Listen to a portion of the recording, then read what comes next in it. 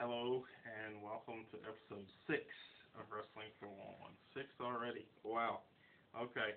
As I said in the return episode, this wasn't going to just be a wrestling show. I was going to do stuff for movies too. So yesterday I had the opportunity to see Madea Goes to Jail, and it was very good. I enjoyed it a lot more than I thought I did. I thought I would. And it was well worth the money to see it. So if you haven't seen it yet, check it out. I promise you, your jaw will laugh. Your jaw will hurt from laughing so much. So anyway, let's talk about wrestling for a little bit. Okay, it looks, as of last Monday night, with the Undertaker HBK thing, that they're possibly going to turn Shawn Michaels heel. I don't think this will work because we all love Shawn Michaels, and even though he's trying to be the bad guy, we still love him. And Undertaker's one of those guys who he's not really face, but he's not really heel either.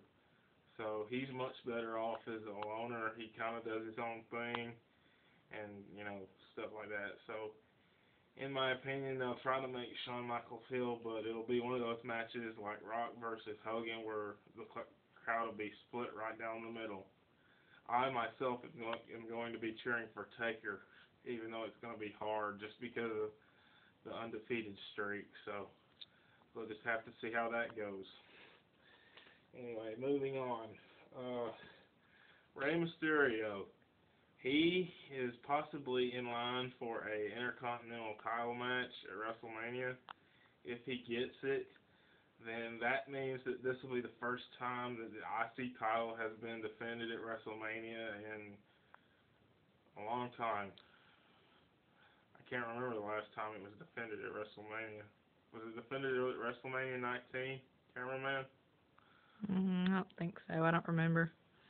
So, probably back in the early 2000s, 99-ish, was the last time we had an Intercontinental title match at WrestleMania, which we probably need this. In my opinion, all the titles should be online at WrestleMania because it's the biggest pay-per-view of the year.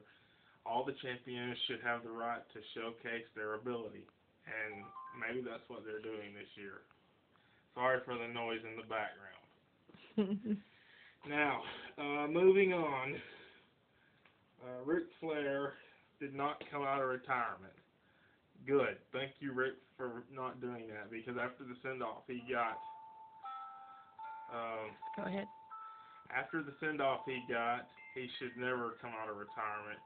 He got the kind of send-off that every wrestler probably would dream of, and rightfully so. But now they're putting a match with Ricky Steamboat and, Ricky Steamboat, Roddy Piper, Snuka, and Flair, and they're going to do like a gauntlet type thing, it appears. So if they do that, that would be okay. And here's what I think might happen. Mickey Rourke still claims that he's going to be at WrestleMania. Whether or not he's actually going to compete remains to be seen. So they're acting like he may be in the audience, and if he is, I could possibly see him jumping over the barricade and getting involved in some way, shape, or form. But we'll just have to see. Anyway, moving on.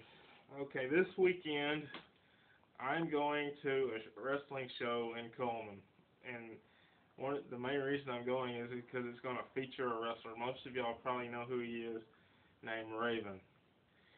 He's the hardcore icon. He was one of the ECW originals, and I'm just really looking forward to meeting him. I tried to get him to come on this show to do an interview with me, and he wanted like $800, and I don't have that kind of money. Maybe later on we could do a fundraiser or something, but until then I can't get him on the show. But I might have some video footage of him wrestling this weekend if I can get that, so stay tuned for that. So until next time, so long.